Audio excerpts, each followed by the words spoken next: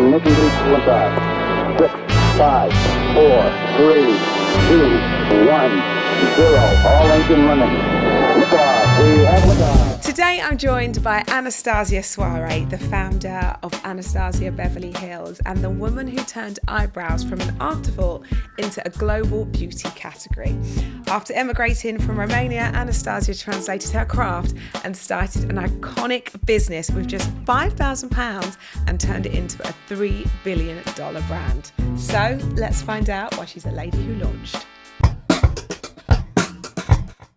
Right, before we get into it, if you like this episode, which I know you're going to, please don't forget to like and subscribe and to share it to your group chat.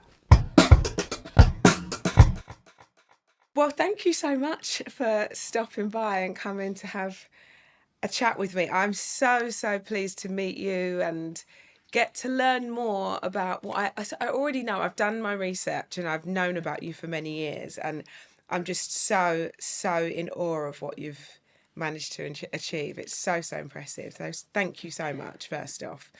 I like to start every conversation in the same way, and that is sort of digging a bit into the younger you, because I really think when it comes to entrepreneurs, there's that real connection between early life and then the founder or the entrepreneur they then grow on to be. So tell me a little bit about you when you were little and where you grew up. Well, you are very true. Thank you. First of all, thank you so much for having me. Second, I think you are very right. When last year, I started writing this book, Raising Eyebrows, and I start looking back at my life. And I start kind of looking at things that I probably never had time to look, or I wasn't maybe interested in looking. And I realized that the first 30 years of my life, I lived in Romania. I was born in Romania. I lived there during the communist regime. And I came from a family that was immigrant in Romania. They were Macedonian. During the Second War, they emigrated in Romania. So as immigrant in Romania, not myself, I was born there, but my grandparents and my parents, I was able to kind of see their struggle to integrate to the Romanian culture, Romanian community. They were lucky enough to come with a big group of people, family, the entire community from Macedonia. So they kind of start building almost like a village together. But there were different struggles, and I think I was able to kind of learn a little bit about that struggle. And but my grandfather, that was a huge figure in my life, was a good and great mentor for me. He was an incredible smart man and very determined, and he was so poised and able to never give up in all his dreams. Of course, he went in Romania, he built a house and a whole community. When the communist regimes became stronger by late 50s, they took his house, land, animals, and he moved to the city and built another house for 3 of his kids. And after probably 12 years, the Ceausescu at that time passed by with the car, and he said, "Oh no, we should demolish all these houses and we should build apartment buildings." So they took that house as well, and he ended up in his 80s in a 2-bedroom apartment, 4th floor with no elevator. And he was never that type of man that will complain. He will always see how we could change, how we could, like find the positive. Find the positive. And I remember one very important moment where one of my uncle that lived in the same compound, when they took the second time the house, he started crying. I mean, and he was a growing up man, probably in his 50s. And he couldn't believe that they would take the house. There was a new house. And he looked at my uncle, my grandfather looked at my uncle and said, I built 5 homes and they were destroyed or taken away. We don't have time to look at the past.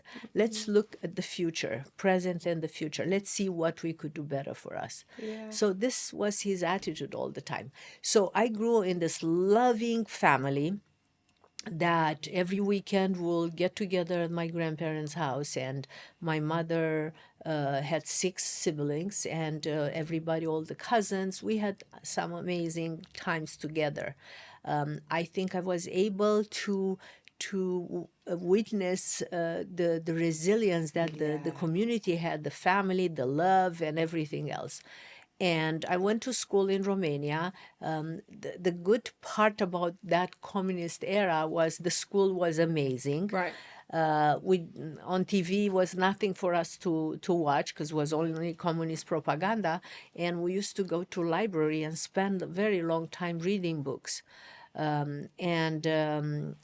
Education was excellent. I had the most incredible teachers, and by late 70s, almost early 80s, it was unbearable. It was impossible to live in Romania. So I decided to leave. My husband was ship captain, and I convinced him, because he didn't want to leave, convinced him to escape, to defect the... He was in Italy, in a port in Italy, and he defected the ship. He went to American embassy and asked for political asylum.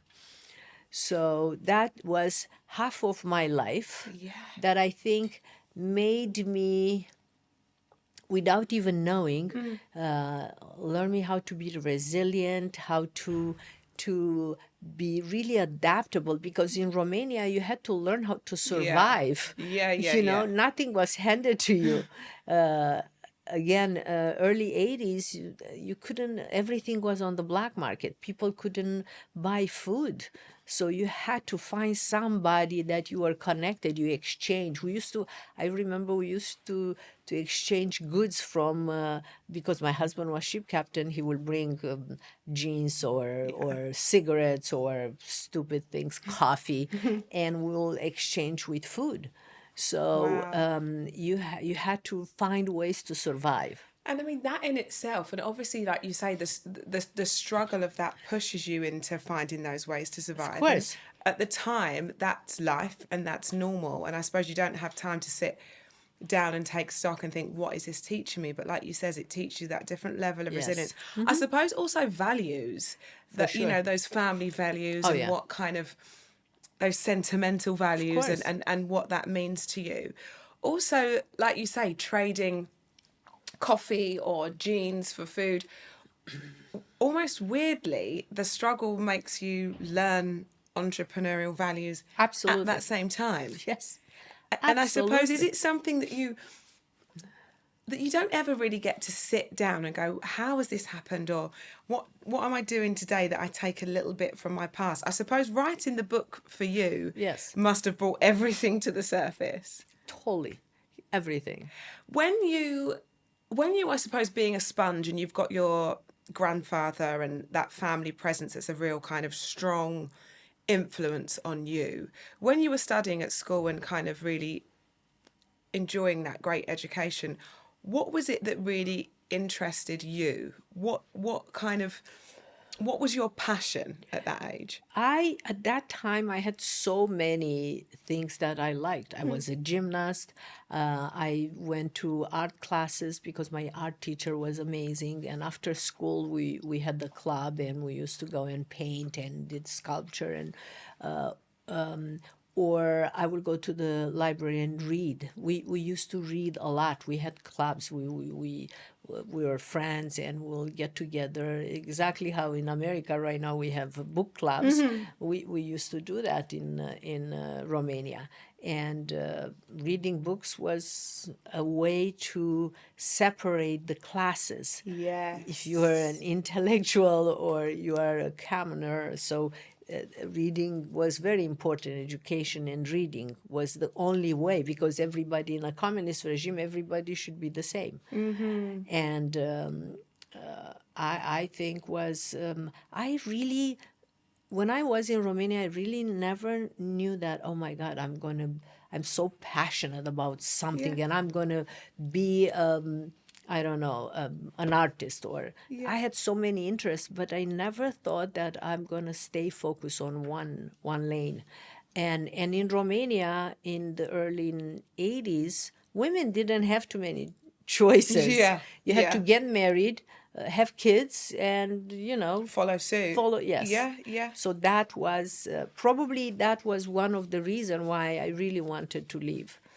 Do you know, you're right. And I love to hear you say that actually there were so many things that interested you, because I think sometimes as women we're really taught, like, what is the focus? What are you? What do you do? And I think we're such sort of like multifaceted humans where there are lots of different things that interest us. Yes. And that's okay to try a bit of everything. Absolutely. I think it's very healthy to try everything because once you try, okay, I like this, or I'm okay with this, or I'm really passionate about this.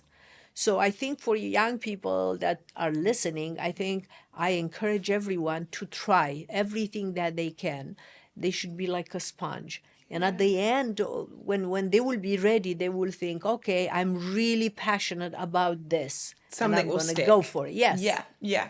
So when you have that conversation with your husband, which I can imagine is quite a big one, to say, okay, I want out, I want a change. It's a really brave decision, even though, like you say, Romania at that time is a hard place to live. It's also a really brave decision to leave everything that you know and kind of that your safety network, the people, the family, The community. It's the community. It's a really big decision. How did that conversation go with your husband? And was he instantly in agreement? No, he didn't want it because he used to go. It sounds to, like many yes. conversations with my husband. In 78, he went to United States, to Houston, was a trip that he needed to do. And when I told him that I really want to go to America, he said, you don't understand. It's very difficult. Number one, you don't speak the language. Two, we don't know anyone. We have our family here, so the support, the community. It's almost crazy for you to think that we'll be okay there. And I don't know, for some reason, I wanted to go to America. And how tough was that first kind of, you decide to come, you make your way, and like you say, the language, that's a huge thing. Did you feel intimidated at all, or was it like an instant, I want to better my life and America's where I'm headed? So when he was, first of all, he was speaking the language very well. I didn't. And he still was convinced that it's not a good idea to go to America. And I really told him that it doesn't matter, I want to go. The moment we got to America, it was, I think the first 6 months I cried every day, because not only we didn't know anyone, we didn't have the money, I didn't speak the language, and it was so hard. very difficult to communicate. It's not like I felt embarrassed or like I felt hopeless. So I wanted to. I remember I went to a supermarket and the guy was asking me, plastic bag or paper, what do you want, lady? I couldn't understand. And I wanted, almost tears in my eyes, I want to say, I'm really smart, but I don't understand what you are saying. And that's what, so I always find that, like, when people speak English as their first language, because we can get to most places in the world and we can get by. And I always feel for people when they move here or move to the States and don't speak. Yes. I feel like there's that kind of urgency to learn. We'll go to a different country and we'll be like, hi, we want that, and just expect somebody to understand us. But to kind of to have no choice and to be in those situations and living life. And it was very difficult. We are talking about 34 years ago. Yeah. When Romania was completely blocked, you couldn't go anywhere. You didn't have TV. I didn't know what a credit card was, what a check was. It was like if I will take you right now and drop you on the moon and say, hey, you have to find a way to survive, it was exactly like that for Goodness me. me. So how did you go about it? What become your sort of lifeline at that time? Like you go from crying every day and Yeah. thinking, gosh, this is hard. What was it that kept you there and sort of, I suppose, yeah, kept you going? Well, first of all, I landed in LA July 26th. It's like polar opposites, isn't it? 89, okay? And in December was the revolution in Romania. They killed the president and we couldn't move back. I mean, if right after I came, after the first week, I will go back to Romania because I didn't like it. Right. But they will put my husband in jail because he was a immigrant and he Yes. couldn't go back. Wow. So You have no choice. I had no choice. We had to stay, bite the bullet. And in December was the revolution, and then was little hope because I thought, okay, let's wait and see how that will fold, and we could go back in 6 months or a year. So it was that little hope for me that we could go back to Romania. And I was watching TV. After like 2, 3 weeks, I thought, okay, I need to do something. Let me go and take some classes, English, to learn English. And he bought me a car because we didn't have enough money. $200, a beat up Ford that I think was as big as this room, and with a steering wheel that was like a truck. And he put on my lap a Thomas guide, and which is a map, was a map, but it didn't exist GPS. And he said, this is north, this is south, my this is east, and this is west. Go and figure out. You wanted America, this is America. I was like, and I got in the car, and I used to drive to learn the streets. Right. Yes. And I remember I had to learn how to drive on a freeway because we didn't have freeways in Romania. Thank God I knew how to drive, by the way. Yes, Because yes, in yes. LA you are dead if you don't drive. Yeah, you can't walk anywhere in LA, can you? Exactly. And it was hard, but I was very determined to learn. Yes. Yeah. So let's talk about how that determination, because it keeps you there. Yes.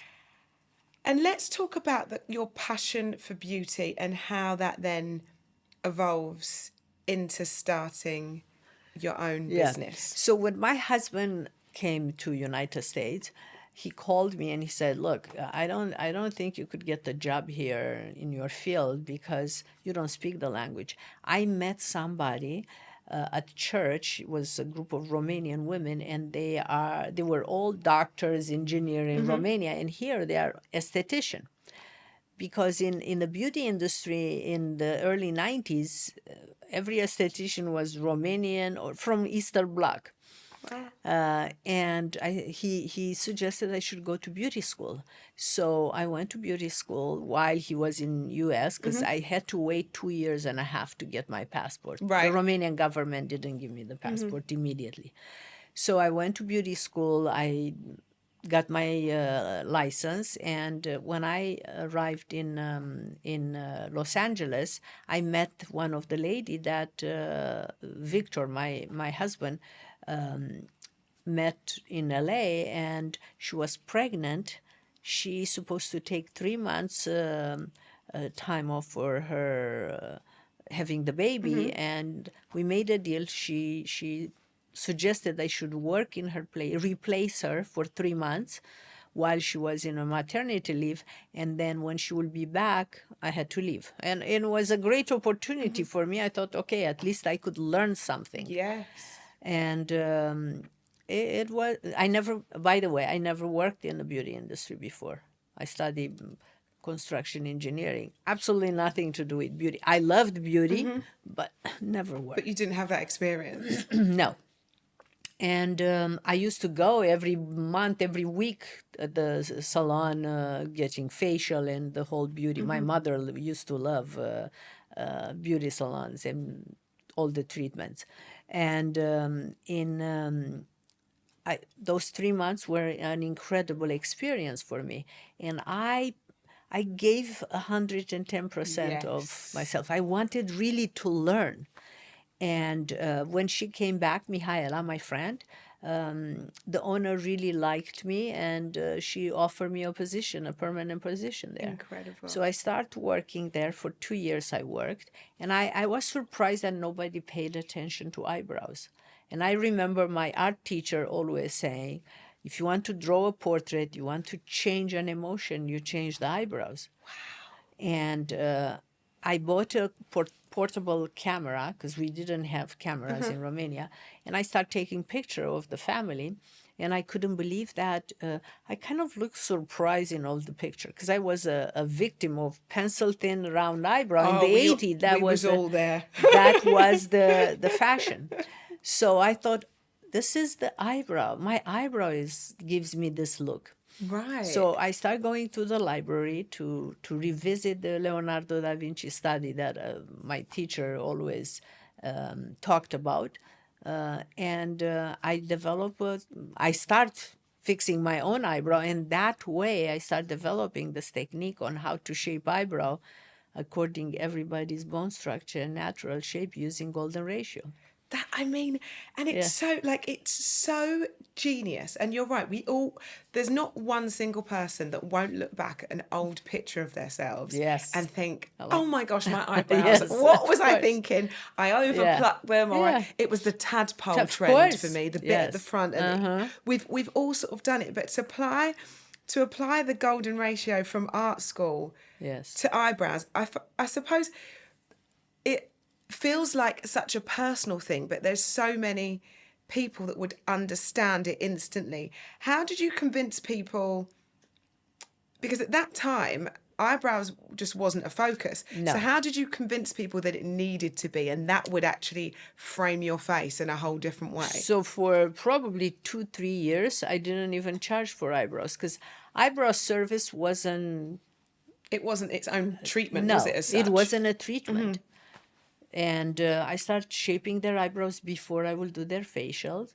Wow. And then the key is that the human eye is encoded to recognize that perfect balance and proportion when you have your eyebrow perfectly shaped. Your face looks in a harmony. So we human, we perceive that perfect balance and proportion as beautiful. Yes. So once a client will get her eyebrow perfectly shaped, she will look in the mirror and like, wow, I like this. Or people will say, wow, you look great, you look rested. Of course, she knew that was eyebrows, and they will start coming back only for eyebrows. So it's almost like your eyebrows, before it was a treatment, was selling the facial. Correct. Because they were having the whole treatment and seeing themselves in the best way. Yes. But it was the eyebrows probably versus the Yes. the facial, Yes.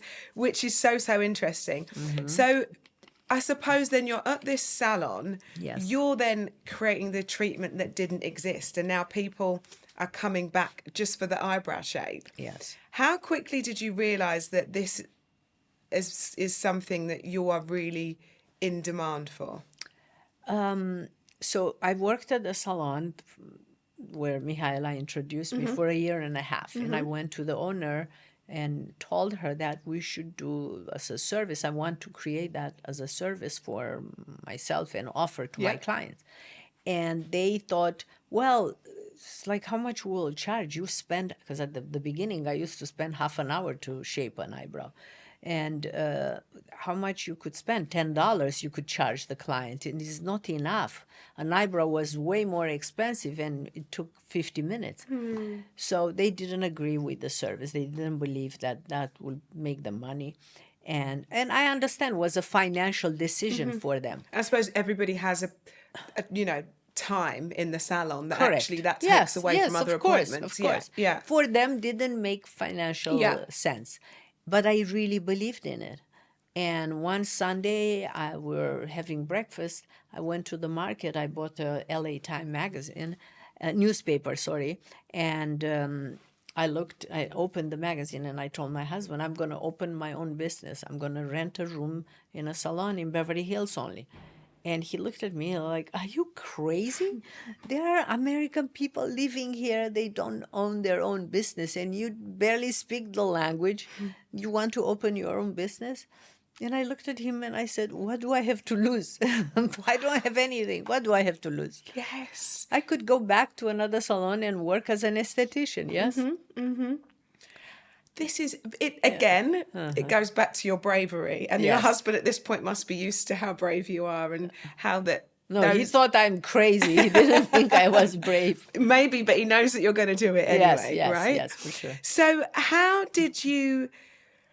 Because as you say, this is, and I suppose to your husband's point, it's a hard thing to have your own salon and to fund those early moves. How did you fund the start of building your own business? And obviously at the time, I suppose you're not to know what's to follow. So I worked in a salon as an esthetician for a year and a half, and every money that I made, I saved. I cleaned the house. I never took our clothes to the cleaners. I took care of everything. I spent money only on rent and on food. Right. And I saved $5,000, I remember very vividly. And I rented this room, and I bought my supplies and a steamer for the facial, a bed, all the supplies that I needed with those $5,000.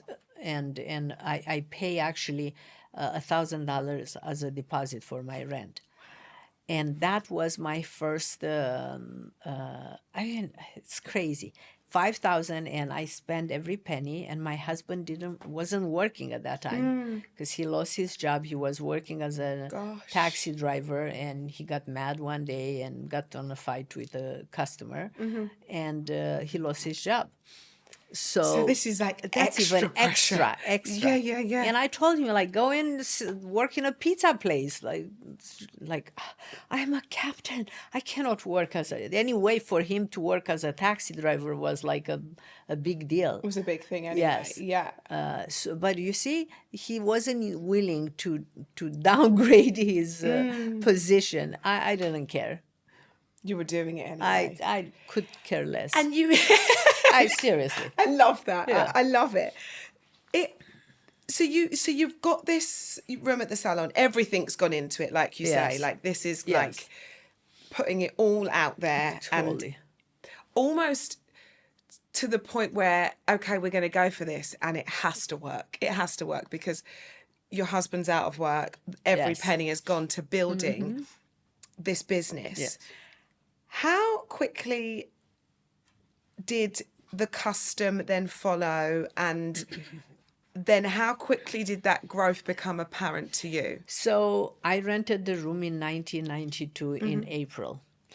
I had probably like 50 clients that they came with me, but still, I still needed to get more clients. So the room that I rented was in a salon in Beverly Hills on Wilshire, across the street from Neiman Marcus and Saks Fifth Avenue. I mean, an incredible location. So everything was strategic. Yes. I didn't, Yeah. So when I didn't have a client, I will go in a salon, hair salon, and I will invite every hairstylist, every colorist, every shampoo girl, every receptionist to come, and I will do service for free just to send me clients. Then I will go across the street in the makeup counter at Neiman Marcus and Saks and invite the makeup artist. Now, the makeup artists at Saks and Fifth Avenue, they realize that once their client has the eyebrow clean, they clean the space, it's easier for them to create the perfect makeup. Magic, yeah. It's so much easier, and it Yes. complements their work, their makeup. So they start sending me their clients. Then I had a client that was an agent at CAA, representing a lot of celebrity, and she starts sending me their clients. So it was a constant struggle, okay? I used to work 8-9 hours, sometimes 10 hours a day, and after I finish, I will go with a hairstylist that had her room next to my room, out to dinners or clubs with cards to promote our work. So it was a non-stop hustling. Hustle, yeah. No. And it's almost like it's sort of like how people build communities now online via Yes. social media. You were doing Yes. that without the tool of Without that. the tools. And more importantly, I wanted really to master my craft. I wanted to do the best eyebrows ever. And I knew that one client is going to send me her daughter, her sister, her neighbor, her best friend. Yeah. I wanted to really do the best job ever that women will promote. Was word of mouth in the Yes. in the It's 90s. the best The recommendation, best isn't it? recommendation. And Yes. then let's talk about. So by 94, excuse me, interrupt Yeah. you because you asked me Yeah. when it started. So I started in 92, and by 94, I was completely booked. And I had the first huge article, 2 pages in Vogue magazine, talking about the best kept secret in Hollywood. Wow. And that was And I a mean, big that sort breakthrough. of promotion Yes. is just like, that must have Exactly. felt like a real pinch me Correct. moment. And to be labeled as the best I, kept secret. in my book, I call them my Oscar moment. Yeah, absolutely that. Yes. Absolutely that. And what was because like you say, at that time, it was less social media focused and more. No, social media didn't Exactly exist. that. So it was the press, it was those glossy mags, Yes, it was they're correct. the space and the people that you wanted Yes. to capture. Let's talk about high profile clients. What was that experience like for you, and who was your first high profile client that really sort of made an impact? In the 90s, I started working with the supermodel because they were the cover of magazines.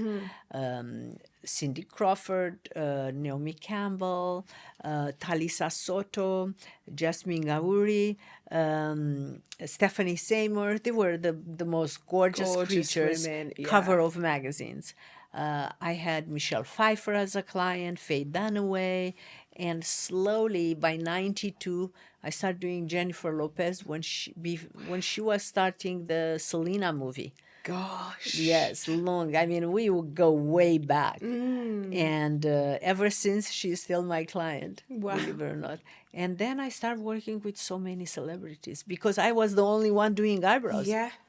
And you were making everybody feel Correct. special in Yes. that way. And then before you launched your own product line, which is what I want to come to next, you appeared on the Oprah Winfrey Show. Yes. And you showcased that golden ratio method yes. of yours. Yes.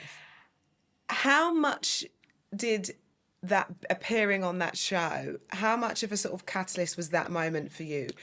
Was there a real surge and a demand after that appearance? Oh, the phone will not stop ringing for 6 months. Oprah Winfrey was the real influencer. She was the original Yes, influencer. yes. Her show was in every country around the globe. I went few months after my show in South Africa. I was on an elephant, and the woman that was with me on the elephant, I said that I'm from Los Angeles, and she asked me, what do you do? I said, well, eyebrow. Like, oh my God, I saw you on Oprah show. It just So travels. It was, yes, like the speed of light, the ripple effect. And then yeah. when obviously you're fully cemented and named for yourself, like you say, you're Hollywood's best kept secret. Yes. You've got a method that nobody else has. This is your method. Correct. When did the idea of product come particularly apparent? Yeah. Because this then changes the whole landscape for That's you. a great question. When of course, I will wax, I will tweeze the eyebrows of my clients, but a lot of clients over tweeze their eyebrows, so I had to fill in. I used to mix some aloe vera with eyeshadow. Wow. And create this paste like a pomade and fill in. I bought a brush from an art store and cut it angle, and that was what I was using to create the perfect shape. But the client will come back and she will say, well, when I leave your place, my eyebrow looks perfect. Once I'm taking a shower, or sometimes they will put Scotch tape and a Kleenex and Scotch tape just to take a shower to go out. To yes, protect to keep what that. you've done. But they said once I take a shower, I don't have the product. We need the product. Right. So I realized that I need to go to Italy, and I went to Cosmoprof. It's a show, a beauty where a lot of manufacturers go there, and I went and I started to research. And was that again another moment where you had to sort of think to yourself, I'm going to be brave here, because what you've already built, you are flying. You know, Yes. there's no one better than you, that you're best in your game. And it's also a decision that you're like, yes, this feels like the way that this should evolve by doing product. But No, to be honest, was it a scary decision, or it felt no, right? no. I never, like I said in the book, I didn't have a plan, like a master plan. Oh, Yeah. I'm going to do this, and this is my P&L. No, it wasn't like that. I needed to offer my clients those products. What they wanted. Yeah. They wanted. So Yeah. it was very organic. The growth of the business at the beginning was very organic. I wanted to offer my clients that the ability that their eyebrows should look perfect between the visits. Yes. So It's built by demand almost. exactly, built by demand. You're right. And then outside of your clientele, because I suppose this must be a real kind of moment when the light bulb goes off, because people that have the privilege to have you do their eyebrows and are a client of yours, that's one thing, them using your product.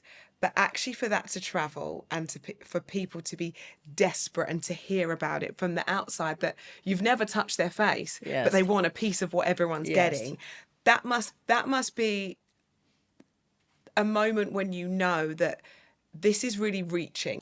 Working when I opened my salon, so after I had that small little room, I decided in '97 to open a salon in Beverly Hills because the demand was crazy. I had the chance and the opportunity, because I had so many celebrity clients, and every magazine, every TV station, everything, and of course Oprah show was promoting the brand everywhere. I had clients from everywhere, from Singapore to Hong Kong to Australia, everywhere. And everybody was saying that, well, we need this product, We want this something we can method. take You home. need to take Yeah. home, to do it at home. So that was the idea of creating the product line. And that for you, I assume, is where you really see that boom and the business kind of just Yeah, but it change. wasn't that easy, I have to say, because we created the product. I sold it in my salon first. I never thought that I will sell it in department stores. Because of my celebrity clientele, Nordstrom's came to the salon, and they asked me to have the brand in their store to sell it. Was amazing, but I didn't know about I didn't That have the retail infrastructure. space. Exactly. So I convinced them to have brow studios inside the department stores, which department stores were not in the service business. They Yeah. are in retail business. So convincing them to have brow studio, because in the early 2000 nobody knew how to put powder in your eyebrow, how to fill in your eyebrows Without that expert teaching without you. Yeah. exactly, with the esthetician that I used to train, and they will work there. So I really convinced them to open that, and we have even now like 80 brow studios in Nordstrom's. But that was another step, which I had a full makeup line, put it there. I didn't know that I have to pay for the makeup artist. I thought I sell to Nordstrom's, I'm They perfect. can handle it. No. So then, because the esthetician used to charge for eyebrows, I kept only the eyebrow products, and I pulled the makeup back.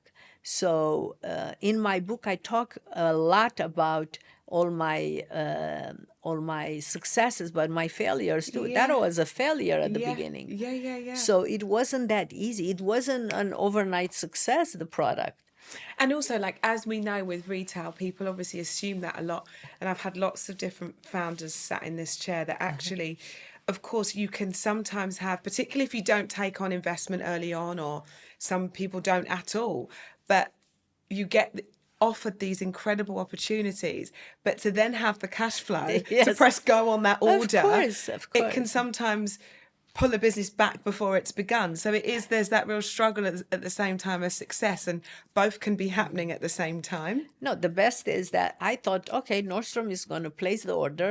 Woohoo, I have this check. It's We're done. amazing. But if you don't sell it, you have to take them back. Or you have to pay makeup artists to sell your products. Or, I mean, there are so many charges in the back that you don't even You don't know. realise. I didn't know anything about business. And in department stores, and I had no experience. But I learned. It cost me a lot of money. Yes. But I was working, doing eyebrows nonstop to be able to put the cash in the back business into again. the business. My part-time job was I bought a house in 1994. I fixed the house and I flip it. So that was my part-time job. Right. I used to buy homes, not very expensive, Mm-hmm. but I will fix them, I will decorate them, sell it, and the cash I will put it in the business.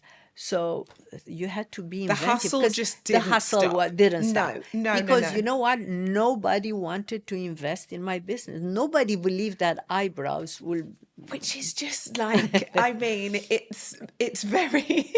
They must look on now and be like, boy, Yes. did we fumble the bag? Because that is, it's just a crazy idea. But like you say, at the time, what you were doing, it was that constant education piece and understanding how that was Totally. gonna better everybody. Yes. In 2018, you decided to. So this is fast forward then Yes. many years. You decided to then take outside investment from TPG. What was your reason for taking investment at that time, and had you been completely self-funded up until that point? Yes, I was owning 100%. Again, I was very good with my cash. My P&L was all the time. I was in control. At that time in 1990 and in 2018, we were in Sephora, Ulta, Macy's, in almost all department stores in U.S. domestically, and we wanted to expand internationally. I expand in, I think UK was the first one, and I realized that it's very difficult for me to do eyebrows, make products, being the CEO of the company, and expand and do operation Yeah. internationally. Because you're so hands-on across the Yes. business. Yeah. So I thought I should get a partner that has experience in operation internationally, because it's a financial implication that you need to report, you need to pay, taxes and everything. So it was complicated, and I wanted to partner with somebody that had that experience. So that was the reason why I decided to get a partner, and I hire a banker to kind of figure out how much the business was worth it. Because owning 100%, I never sit there and thought, okay, let me see how much is my business You're worth. too busy. You're But in then, it. Yes, I was in it. All the cash was going back into the business because I wanted to grow. I wanted to have the cash, my EBITDA, and I was always obsessed with my EBITDA. Had to be perfect. I was watching every penny. I would place the order. I would negotiate for the business. Every deal. You were across every detail. Every detail. And doing eyebrows in the same time. I know, which is, like you say, you're so hands-off to have Yes. a partner at that point. Yes. Must be important for you and for your lifestyle too, to be able to have another set of eyes across it with you and feel as invested in the Yes. company as you are. Yes. How did it look at that point, and what did they say the business was worth? $3 billion. Almost fell off the chair. At this point, you're to your husband, we're going to be good. Yeah. We've got this. It's just so, like, I'm not surprised you fell off your chair. It's just so incredible. And I mean, to hear a number like that and know that that is like, this business is your DNA. And I can sense that I was going to ask you, my next question was, what sort of difference has that had to your role now within the brand, but I'm sure there is a difference. But at the same time, I can see that this is you, and you will always be Yes. I across still it. sign my checks There you go. There you go. of the company. But I mean, Yeah. it must, even having that additional support and that investment it's very hard to pull back when you know what you've built. And But I think I haven't changed yeah, too much. I mean, I Yeah. still do everything. I want to be hands-on. I need to know everything that's happening. And the reason why I still sign the checks with the CEO, because I ask a lot of questions, because I Yes. want to go to the invoices. Yeah. By reading all the invoices, you know exactly what's going on in the business. Yes. This is what is not that I am a control freak. I am kind of a control But you freak, kind of have to be to a degree. but you need to know what's going on in the company. By reading every invoice, you know what's happening. That's such good advice. Yes. It's so interesting. Are you still as excited and as passionate about the business as you were when you realized that you could change the way that people see their eyebrows? I always say this. I still work like I can pay my rent next month because I love what I do. At this point, I don't even need to worry about, oh my God, I cannot pay the rent next month. I just do it because I love it. It's a passion. I wake up every morning and it's a challenge for me. Yeah. I like to be challenged. I like to win. I like to create products that I will meet somebody and they will say, oh my God, I'm wearing your brow wiz or brow pen or whatever, you know? Did you ever think, like, it's so interesting to hear your life and this, I mean, it's just been so colourful and so impressive, and a mix of struggle and, Yes. you know, low lows, but super high highs. Did you ever think you'd get to the point where someone would say, you need to write a book? Well, I just wrote the book. No, I know, but did you ever Yes. see that coming? There were many times, for years, people asking me to, oh, you should write a book. Like, nah, it's not the right time. I mean, no. But last year, I thought, I think it's a time. After COVID, I think a lot of people, especially young people, have this, they are afraid that I don't know if I could make something about myself, or I need to have this perfect plan. I need to have the perfect investors.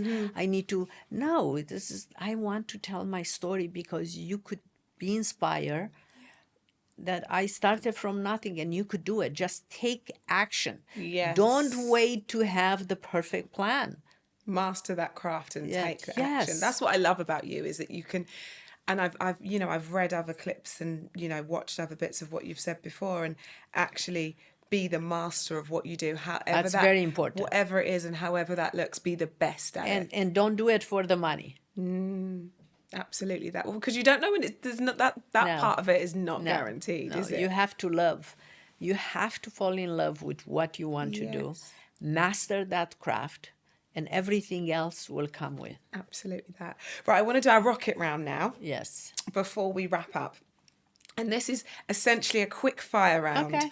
Although I do always say when you get two ladies together, it's hard for us, Oh, to, it's very hard, for yeah? us to do that Yes. quickly. But the first question is, we ask all of our guests the same questions. And the first one is, what do you believe are the non-negotiables for running a business? Oh, there are so many.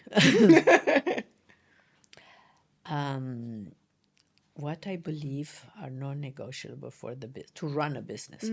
I think you have to be very, very strict with your employees. Right. The employees need to understand that it's a job, and everybody has to deliver what their job description and little more for. I think money and your EBITDA is very important. Your cash flow is very important. You cannot negotiate it. You cannot be under. Yes. Ever. It's such good advice, because sometimes we're sort of out of that era now that people are like spend to make, spend to, but actually it's you such don't a need to. scary prospect. You don't need to spend. You don't need to feel like, oh my God, I need to have the right car, even if I cannot pay my rent. No, nobody cares at the end of the day. I always like to think in the long run. Yeah. It doesn't matter today. What car I drive, what clothes I wear, it doesn't matter. I'm building something, and that's more important. That's the future's the The focus. future is more important to yeah, me. absolutely that. When did you first realize that you truly launched? Was there a moment that you thought, this is really happening for me? I think when I really, in 2018, because I was working until then, I worked. I never even thought of how much the company was worth. Someone telling you your company's worth 3 billion. I was That'll like, do what? it. Yes. That one. I think that- I finally made it, guys. Yeah. What's the first thing you do when you wake up and the last thing you do before you go to bed? I check my emails and my social media. Love that. I love that. That's so real. Sometimes we get people that are like, I do meditation, which Oh, is please. great. No, yeah, it's great. No. But great for them. But yes, we check our phones and Oh, our email. yes. I know. I mean, I grab my phone. That's the first thing. And the last thing when I go Yes. to bed. I'm with you, unfortunately. I Yeah. wish it was a little bit more wellness, but Yeah, I'm with you. yes. One piece of advice that you wish that you hadn't listened to? I think I'm a person that kind of, if I get an advice, I really have plan A and plan B. Yes. Okay, because I believe that I will plan A, that it's an advice, oh, you should do this because it's going to be great. But I always think, okay, if that is going to fail, I need to have already the plan B and spin it immediately, and don't wait another month to prepare the plan B. Yeah, that is such good advice, Yeah. because we talk a lot on this podcast about failing fast. Oh, like, yeah. Whatever it is, just pivot and off we go. That's the key. But it's having that backup plan ready so Yeah, that always, you can. yes. Yeah, that's brilliant advice. A skill that you'd love to learn? A skill, I want to know how to make flower arrangement. Ooh, that's a good one. Yeah, I love That's like a really flowers. therapeutic Yeah, skill very. to learn. I mean, Yeah. I buy flowers. I love flowers in my house. A good flower arranging And course. I mean, I follow beauty on Instagram, and I follow artists that they make flower arrangement, because I think it's so therapeutic. That's your for me. algorithm. That's Yeah. what's popping Yes. up on your page. And of course, they pop up millions once Eyebrows you and start to look. flowers. Yes. Yeah. What is one thing that you wish someone had told you before you started out? It's going to be hard, but you will love it. Keep going. Yes. A dream collab for your brand. You know, now we're seeing a Yes. lot of these brand on brand Nike collabs. and Skims. Yes, I mean, yes. what amazing Incredible. collaboration is that? Yes. How She's about brilliant. for you? For me, I would like to make a collaboration maybe with Red Bull, Ooh, I like that. because they sponsorship Formula One and Yes. the female Formula One, and Yes, I love want to that. yeah. And the brow whiz. Something about Yes. the fast cars and the Correct. wit. Love that. Yes. Love that.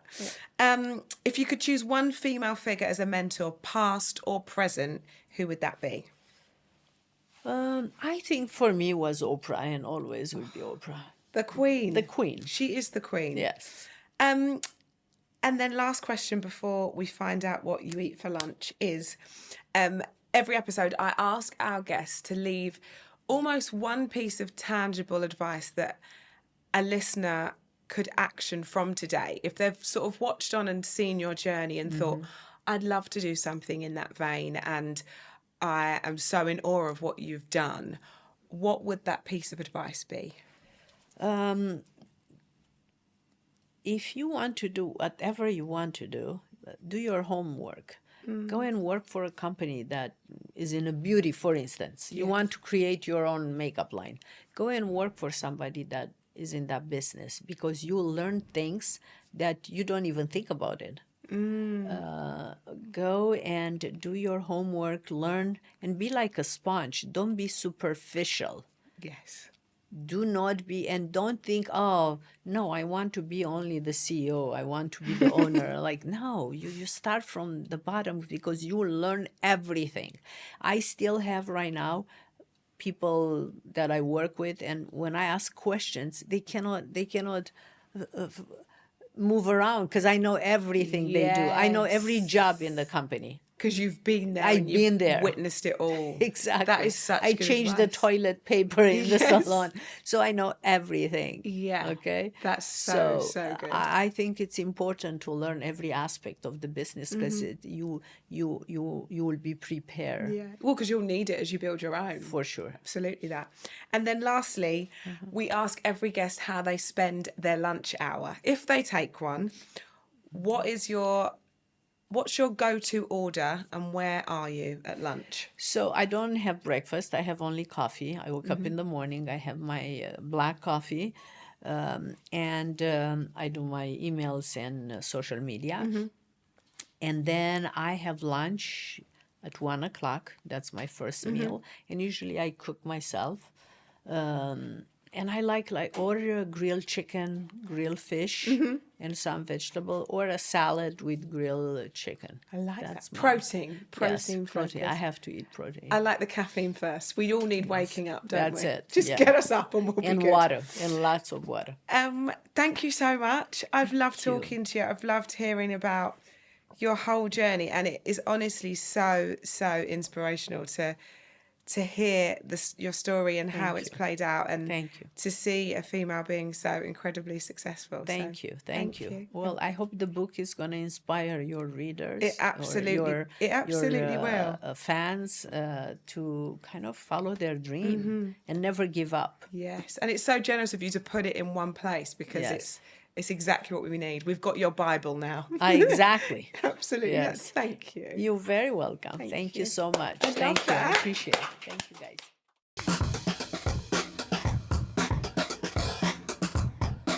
Don't forget to follow us on Apple and Spotify or wherever you get your podcast to make sure that you don't miss out, because next time we're going to be talking to another incredible lady who launched. If, like me, you're a watcher, then please follow us on YouTube and don't forget to like and subscribe.